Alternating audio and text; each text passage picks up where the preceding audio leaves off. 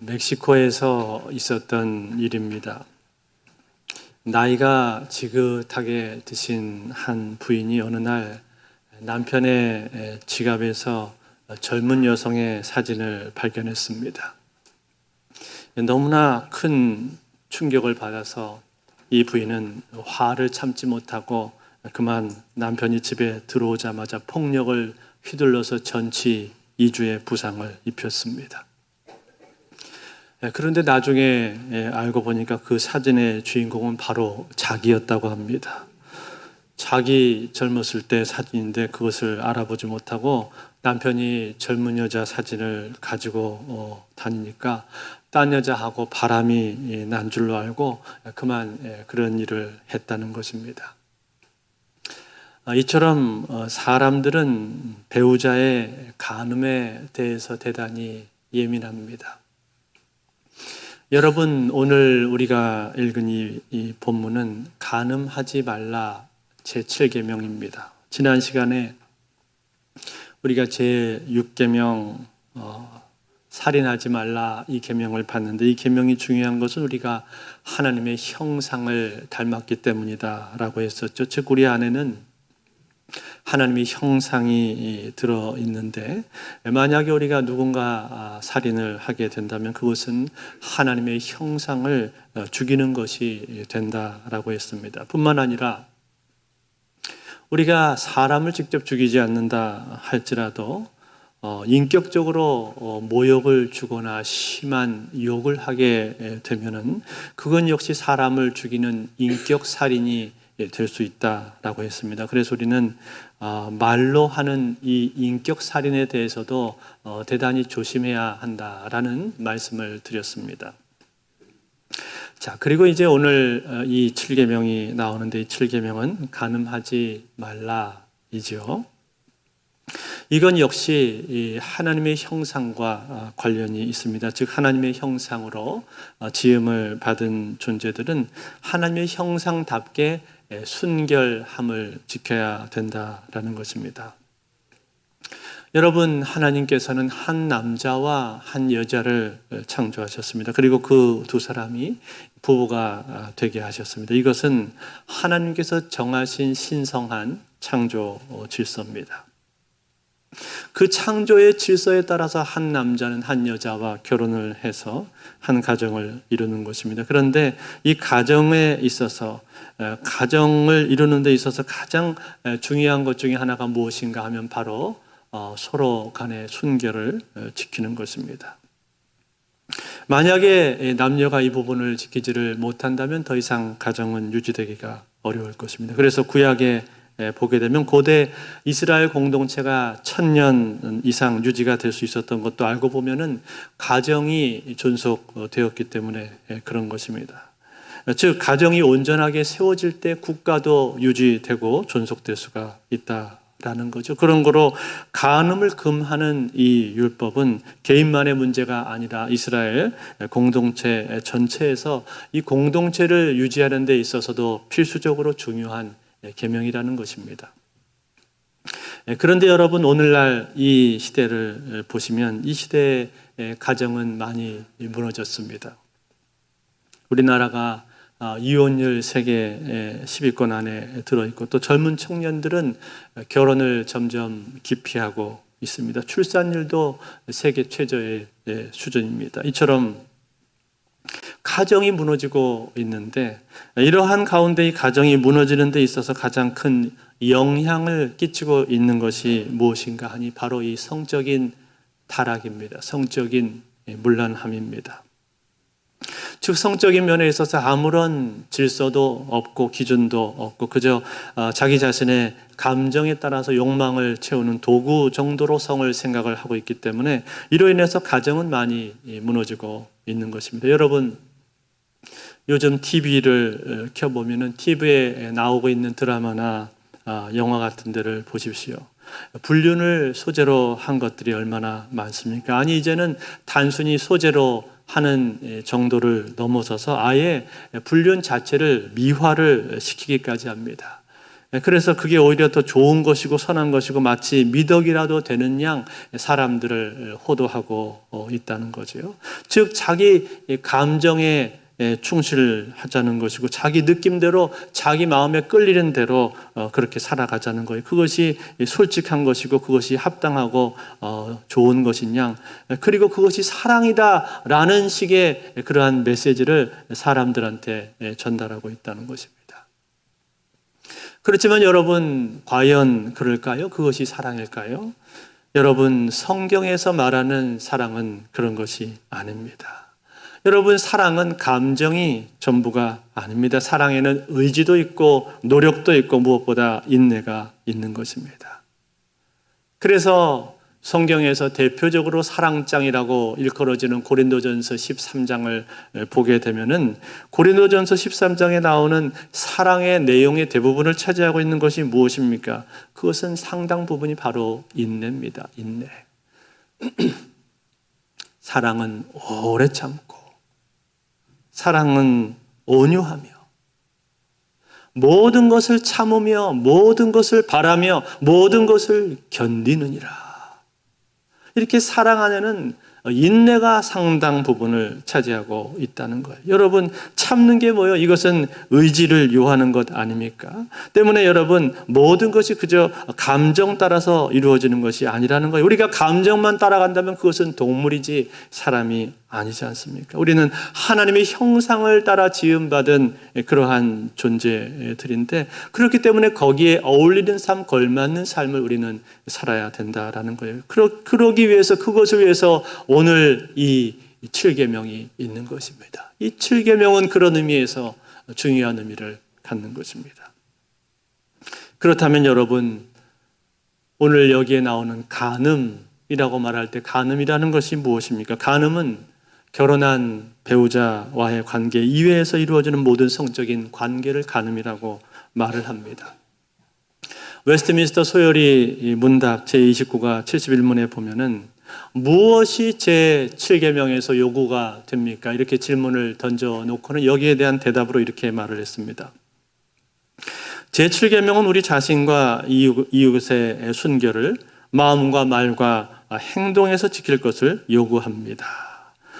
무슨 말이에요? 순결을 지키는 것, 이것이 중요하다라고 말하고 있는 거죠. 그런데 이 내용을 지키기 위한 구체적인 실천 방안이라고 말할 수 있는 것이 웨스트민스터 대요리 문답인데, 이 대요리 문답에 보면요, 어떻게 여기에 대해서 실천할 것인가 구체적인 실천과 적용 사항으로서 우리에게 몇 가지를 말을 해주고 있습니다. 첫 번째는 무엇이 나오는가 하니 이렇게 되어 있습니다. 첫 번째는 기혼자가 자신의 배우자가 아닌 다른 이와 관계를 갖는 것을 금한다. 여러분, 요즘 이런 얘기를 하면 당신은 어디 조선시대에서 왔는가, 중세시대 사람인가, 그런 말을 듣기도 합니다. 고리타분하다라고 생각을 하는 거죠. 그렇지만 여러분, 이것이야말로 행복을 지키고 가정을 지키기 위해서 가장 필수적인 것입니다. 요즘은 결혼한 유부남, 유부녀들이 자기 애인을 따로 만들어 놓고 즐기고 싶을 때 즐긴다, 그렇게 말을 하는데, 여러분, 과연 거기에 진짜 행복이 있을까요? 그렇지 않습니다.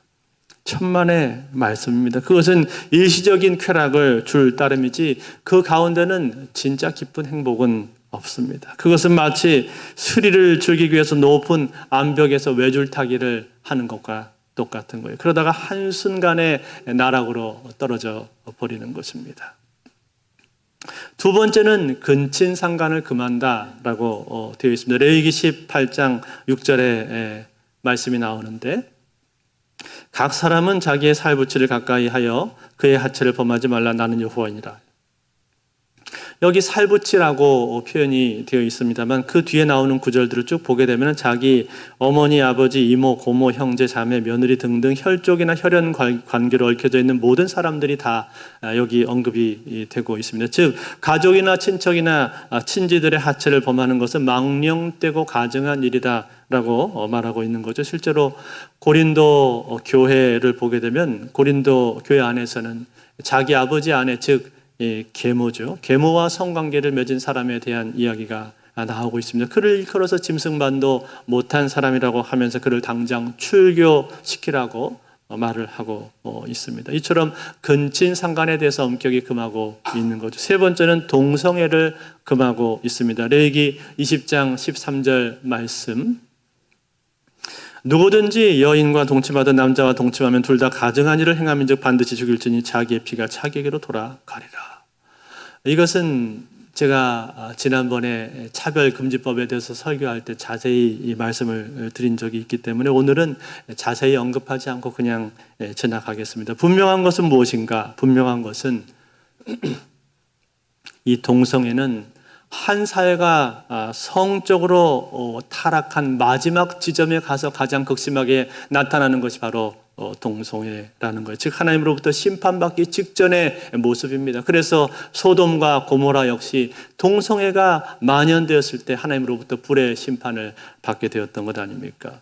네 번째는 수간을 금한다 그랬고, 다섯 번째는 야한 옷차림을 금한다 그랬습니다. 여러분, 이 야한 옷차림이 왜 문제가 되는 것일까요? 특히요, 남자들은 시각적입니다. 남자들은 시각에 약하고 눈에 보이는 유혹에 약하기 때문에 이것은 얼마든지 시험거리가 될 수가 있습니다. 때문에 주일날 교회에 올 때뿐만 아니라 평소에 옷차림에도 우리는 신경을 쓰고 유의할 수 있어야 되는 거죠. 그것은 일종의 배려입니다. 이처럼 여러분, 웨스트민스터 대요리 문답에서는 우리 삶 가운데 실천할 수 있고 또 실천해야 될 구체적인 방법들을 소개를 해주고 있다는 거예요.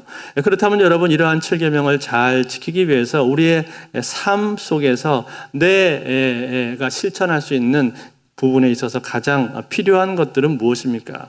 첫 번째는 여러분, 이것을 잘 지키기 위해서는요, 우리가 해야 될 일이 있는데 그 첫 번째는 바로 내 마음을 지키는 것입니다. 뭐라고요? 마음을 지키는 것. 예수님께서 어느 날 말씀하셨습니다. 이 간음에 대한 말씀을 하시면서 예수님은 이렇게 말씀을 하셨습니다. 마태복음 5장 27절 28절 말씀인데 우리 한번 같이 읽어볼까요? 같이 한번 읽겠습니다. 시작. 또 간음하지 말라.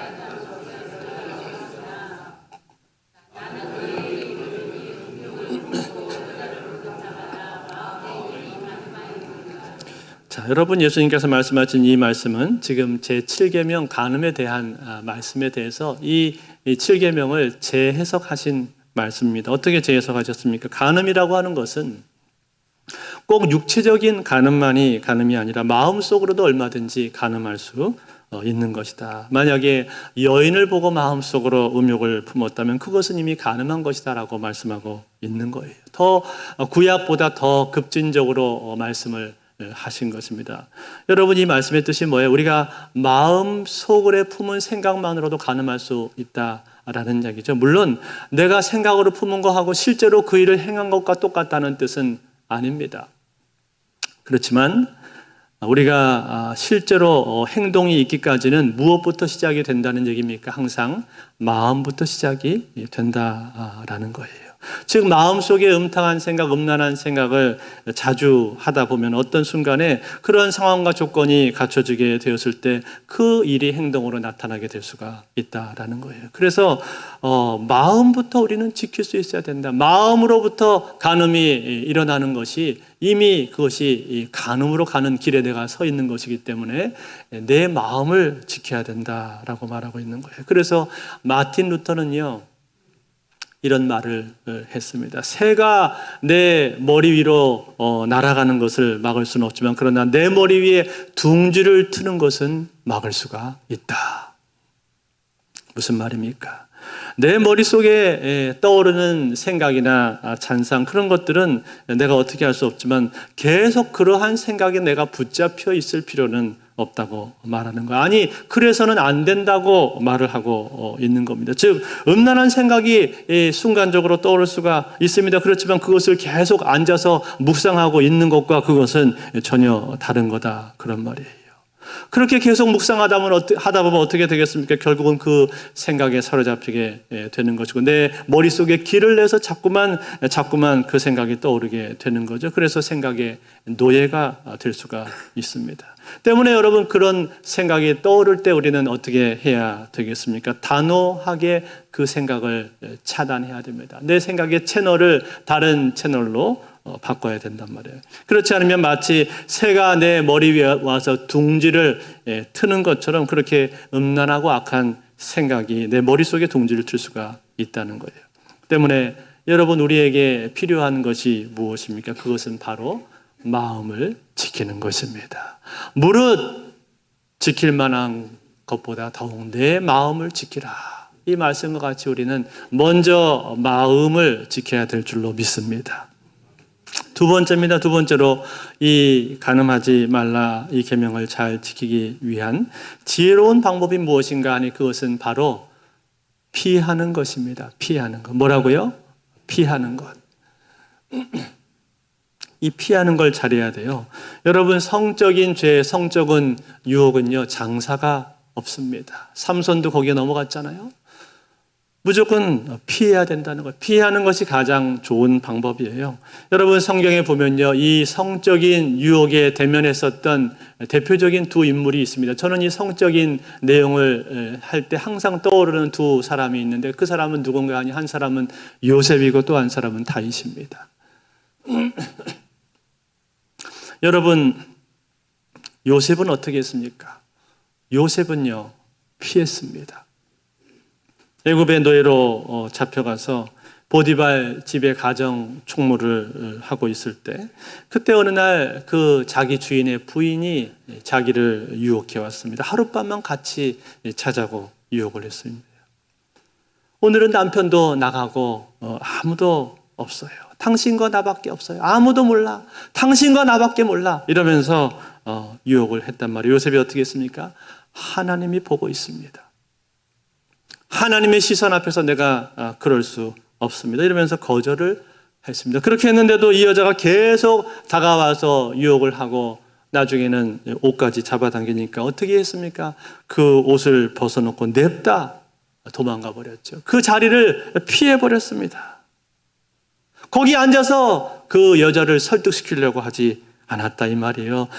당신과 나는 이루어질 수 없는 사랑이에요. 당신은 가까이 하기엔 너무나 먼 당신이에요. 이런 식으로 설득하려고 하지 않았습니다. 어떻게 했습니까? 그 자리를 그냥 피해버렸습니다. 빨리 그 자리를 피해서 도망을 가버렸단 말이에요. 피하지 않고 그 여자를 설득하려고 있었다가는 어떻게 됐겠습니까? 그 유혹에 넘어가 버리고 말았겠죠. 그런데 피했기 때문에 그는 살아난 거예요.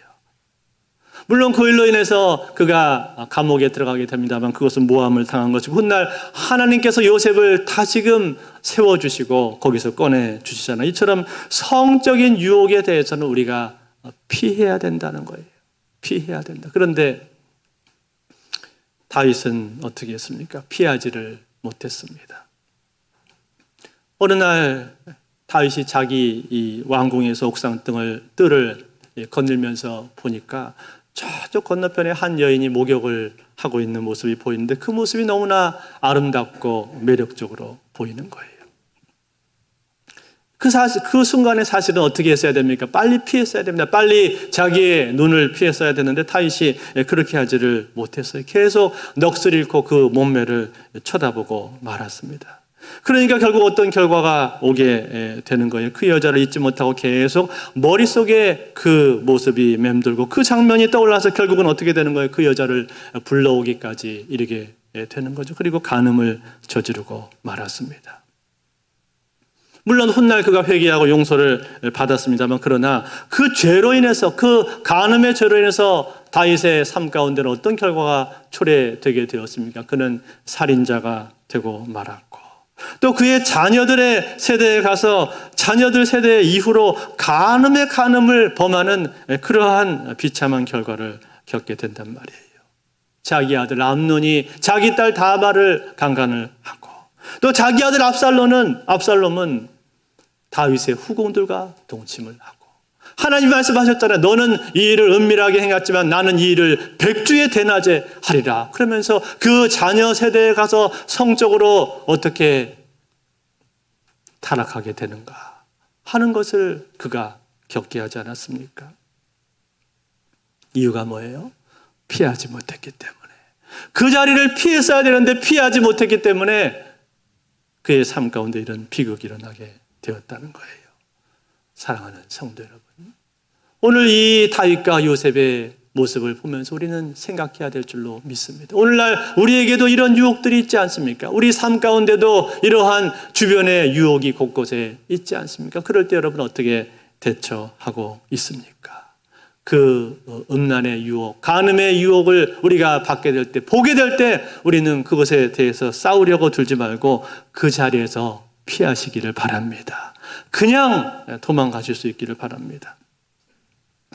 여러분, 요즘은요, 이러한 유혹이 우리의 삶 속에 현장에서 직접 다가오지 않는다 할지라도 온라인 상에서 수도 없는 유혹들이 있습니다. 인터넷이나 드라마, 영화, 유튜브, SNS 이런 곳에서 얼마나 유혹들이 많은지 모릅니다. 클릭 한두 번만 하면 금방 야한 사진들이 그냥 떠버린단 말이에요. 그러니 여러분, 이러한 가운데서 우리 자신들은 물론이거니와 우리 자녀들을 키우기가 얼마나 두려운 세상인지 모릅니다.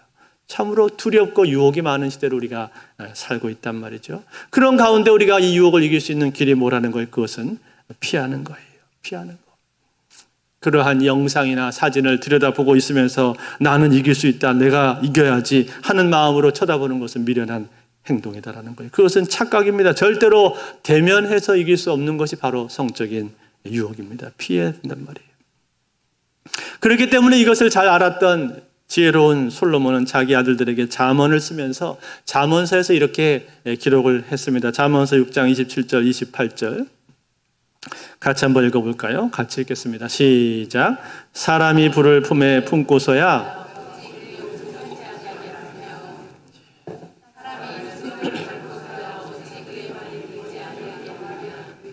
자, 무슨 말이에요? 불을 품고 있으면 옷이 타게 될 수밖에 없다라는 거죠. 불을 품고 있으면서 옷이 타기를 바라지 않는 것은 바보라는 거예요. 어떻게 해야 되는 거예요? 당장에 그 불을 던져버려야 된다는 거. 얼른 불로부터 피해야 된다는 거. 그럴 때 우리는 살게 된다는 겁니다. 피하는 것. 세 번째입니다. 세 번째, 이 제7계명을 잘 지키기 위해서 필요한 것은 무엇인가? 그것은 이 간음으로 인한 피해와 또 형벌이 얼마나 큰가 하는 것을 기억을 하는 거예요. 잠언서 5장 3절에서 5절 말씀에 보면 이렇게 되어 있습니다. 대저 음녀의 입술은 꿀을 떨어뜨리며 그의 입은 기름보다 미끄러우나 나중은 쑥같이 쓰고 두 날 가진 칼같이 날카로우며 그의 발은 사지로 내려가며 그의 걸음은 수월로 나아가나니. 무슨 말입니까? 처음에는 달콤한 것처럼 그렇게 느껴질지 모르지만 그러나 나중에 결말은 어떻게 된다는 거예요? 아주 쓰디쓰고 그리고 아주 두 날 가진 칼처럼 그렇게 날카로워서 너를 사지로 끌고 가게 될 것이다. 무엇이요? 간음이. 뿐만 아니라 잠언서 6장 32절 33절에도 보니까 이렇게 말을 했습니다. 여인과 간음하는 자는 무지한 자라. 이것을 행하는 자는 자기의 영혼을 망하게 하며 상함과 능욕을 받고 부끄러움을 씻을 수 없게 되나니. 뭐라고요? 무지하고 미련한 짓이다. 그리고 부끄러움을 씻을 수 없게 될 것이다. 수치스러운 결말을 보게 될 거다라고 경고하고 있는 거예요. 사랑하는 성도 여러분, 이 시대를 한번 보십시오. 이 시대에 우리가 이러한 일들을 얼마나 많이 보고 있습니까? 유명한 정치인들 중에서 자기 비서나 주변 사람들과의 성적인 스캔들로 인해서 낙마한 사람들 얼마나 많습니까? 그들은 사람들로부터 비난과 조롱의 손가락질을 받을 뿐만 아니라 어떤 사람들은 감옥에 들어가기까지도 했습니다. 꼭 정치인들만 그런 것이 아닙니다. 교수들도 그렇고 유수한 고위 공직자들, 전문가들, 전문직들도 마찬가지입니다. 심지어는 종교인들도 그렇습니다. 목사 중에서도 이 유혹에 넘어가서 교회에 큰 피해를 주고 목회를 망쳐버리고 인생이 망가져버린 그러한 사람들도 있습니다. 저는 그러한 모습을 볼 때마다 참 마음속에 두렵습니다.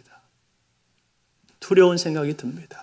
저 역시도 그러한 유혹을 얼마든지 받을 수 있는 위치에 있는 것인데 그러한 모습을 볼 때마다 참 두려운 생각이 듭니다. 그러면서 마음속으로 기도합니다. 하나님, 저의 남은 인생 가운데서 이 유혹으로부터 지켜 주옵소서. 이 유혹으로부터 보호해 주옵소서. 그러한 기도를 간절히 드리게 됩니다. 사랑하는 성도 여러분, 그렇습니다. 우리는요, 누구도 여기서 자유로운 사람이 없습니다. 여기서 이 부분에 대해서 장담할 수 있는 사람이 이 세상에 아무도 없다는 거예요. 언제 어디서 이런 유혹을 받게 될지 아무도 모른다는 거예요. 나 자신을 신뢰해서는 안 된다는 거예요. 그런 거로 여러분 어떻게 됩니까? 우리는 이러한 유혹이 내 주변에 언제든지 있을 수 있다는 사실을 늘 인식하고 여기에 대해서 대비하며 또 조심에 조심을 거듭해야 될 줄로 믿습니다. 내 마음을 굳세게 하고 깨어 있어야 될 것이고, 그리고 내가 이 부분에 대해서 하나님의 말씀을 기초로 반드시 이겨야 되겠다라는 굳은 결심이 우리 마음 가운데 있어야 될 줄로 믿습니다. 이제 마지막입니다. 이 제7계명을 잘 지키기 위한 실질적인 제안이 있습니다. 이것은 저의 이야기가 아니라 성경에 나오고 있는 이야기입니다. 여러분, 부부는 어떻게 해야 됩니까? 서로 분방하면 안 됩니다. 결혼한 부부는요, 한 방에서 같이 살아야 되고 같이 사야 됩니다. 고린도전서 7장 5절에 이 말씀이 나오는데 같이 한번 읽겠습니다. 시작. 서로 분방하지 말라.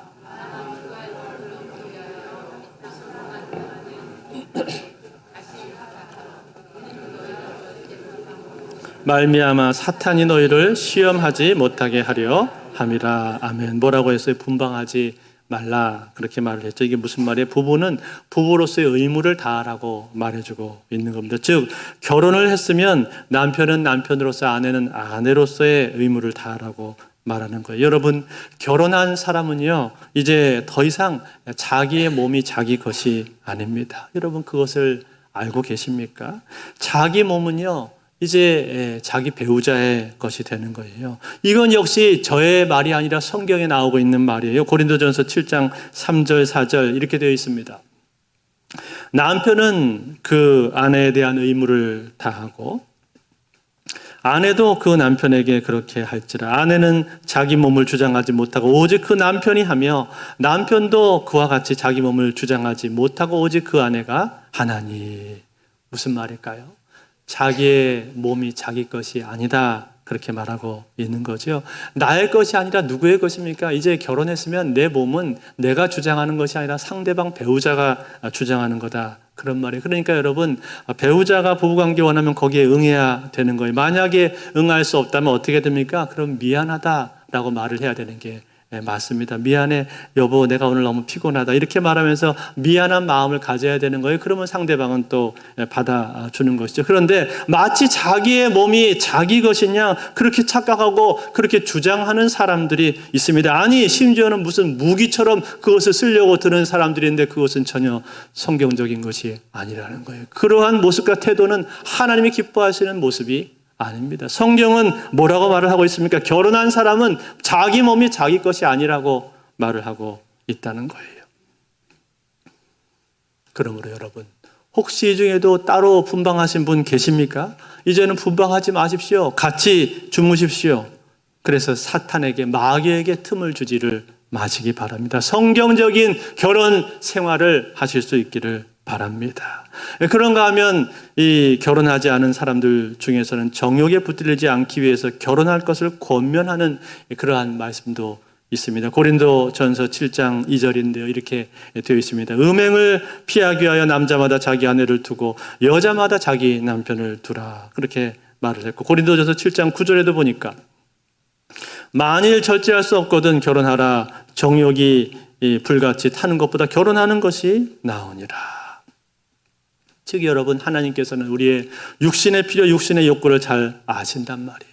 그것을 잘 아시기 때문에 우리에게 결혼이라는 제도를 마련해 두신 거예요. 물론 결혼은 생육하고 번성하기 위한 중요한 수단이기도 하고 동시에 우리의 정서적인 필요를 비롯한 일상의 모든 필요를 채워주는 풍요로운 삶을 살기 위해서 하나님께서 우리에게 주신 축복의 제도이기도 합니다만 동시에 이 결혼을 통해서 하나님께서는 우리의 육체적인 욕구도 채워주신다라는 거. 이처럼 하나님은요 우리의 필요를 정확히 아시고 그래서 그렇게 성경은 실제적인 책이라는 사실이에요. 그러므로 사랑하는 성도들, 오늘 우리는 이 제7계명을 대하면서 이 7계명을 귀하게 여기고 잘 지키실 수 있기를 바랍니다. 거룩한 삶을 사실 수 있기를 바랍니다. 이제 말씀 맺겠습니다. 오늘 제가 이 제7계명에 대해서 다루면서 어떻게 하면 이 7계명을 잘 지킬 수 있는가 몇 가지 지침을 드렸습니다. 제일 먼저 여러분 마음을 잘 지키십시오. 새가 여러분의 머리 위에 둥지를 트지 않도록 그렇게 하십시오. 그러기 위해서 늘 순결하고 깨끗하고 거룩한 것들, 좋은 것들을 생각을 하시기 바랍니다. 두 번째는 여러분 유혹이 다가올 때 유혹으로부터 피하십시오. 여러분의 주변에 유혹이 될 만한 상황들, 요소들, 분위기들, 그리고 여러분들이 자주 넘어지는 그 지점이 있습니까? 그렇다면 그 지점에 있는 환경을 바꾸시기 바랍니다. 환경을 바꾸기 전까지는 이기기가 어렵습니다. 피할 때 이길 수가 있습니다. 세 번째로 이 7계명에 넘어졌을 때 얼마나 뼈아픈 대가를 치르게 되는가 하는 것을 꼭 기억하십시오. 다윗의 가문에 이어졌던 그 아픔의 역사들을 여러분은 잊지 마시기 바랍니다. 마지막 네 번째로 여러분의 가정, 여러분의 결혼 생활을 소중하게 여기시고 그 결혼 생활을 잘 지키시기를 바랍니다. 그러기 위해서 여러분의 몸을 여러분 자신의 것으로 여기지 마시고 성경에 나와 있는 그대로 배우자의 것임을 기억하면서 성경대로 결혼 생활을 하실 수 있기를 바랍니다. 여러분 미국의 코넬 대학교의 칼 필레머라고 하는 교수님이 있습니다. 이분이 연구 조사했는데 70세 노인들 1000명을 대상으로 5년 동안 서베이를 했습니다. 인생을 다 살고 난 현자들을 향해서 인생에 대한 여러 가지 질문을 던진 다음에 그 대답을 책으로 정리했는데 그 책이 내가 알고 있는 것을 당신도 알게 된다면 이라는 책입니다. 거기 보시면은 결혼 생활에 대한 부분이 거기에 나오고 있는데 자기 결혼 생활에 대한 만족도를 조사했을 때 만족도가 가장 높은 부부들이 가지고 있는 특징이 하나가 있습니다. 그것이 무엇인가? 평생 한 사람하고만 성관계를 했다는 거예요.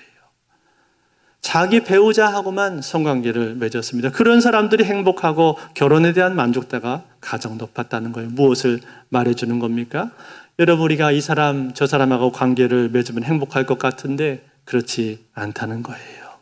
뭔가 팬시한 것이 거기 많이 들어있을 것처럼 보이는데 결코 그렇지 않다는 거예요. 오히려 그런 사람들은 나이가 들고 자기 인생을 회고할 때 공허하고 그리고 행복하지 못했다는 거예요. 하나님께서 짝지어주신 자기 배우자하고 관계를 맺으면서 가정에서 성을 지킨 사람들이 행복했다라는 겁니다. 여러분 요즘 사람들은요 성적으로 문란하고 자유분방해지면서 가정이 많이 깨지게 되었는데 그래서 그런지 여러분 옛날과 다르게 배우자를 만나서 그 사람하고 오래오래 나이 들 때까지 동고동락하면서 해로하는 사람들에 대해서 요즘 사람들은요 존경하는 그러한 마음들이 있습니다. 옛날 같으면 당연한 일이었는데 물론 사별한 경우들은 다릅니다만 오랫동안 한 사람, 한 배우자하고 함께 생활하면서 꼬부랑 할머니, 할아버지 될 때까지 그 사람과 사랑하고 존중하면서 살면 이제는 그것이 하나님 앞에 영광을 돌리는 수단까지도